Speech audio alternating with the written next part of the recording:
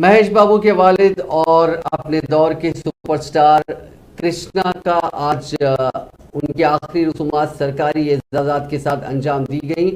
मंगल के रोज दिल का दौरा पड़ने से कृष्णा का इंतकाल हुआ था। उनकी उम्र 79 बरस थी।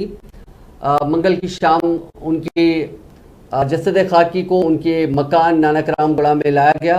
कई सेलिब्रिटीज़ ने उनके घर पहुंचकर उन्हें खिराज अकीदत पेश किया। आज आखिरी रसूमात के लिए ख़ास इंतज़ाम किए गए थे। इनका अंतिम दर्शन भी कई लोगों ने किया। वज़ीर आज़म नरेंद्र मोदी, आंध्र प्रदेश के वज़ीर आला जगन मोहन रेड्डी और कई दीगर शख्सियात ने कृष्णा के इंतकाल पर अपनी ताज़ियत का इजहार किया।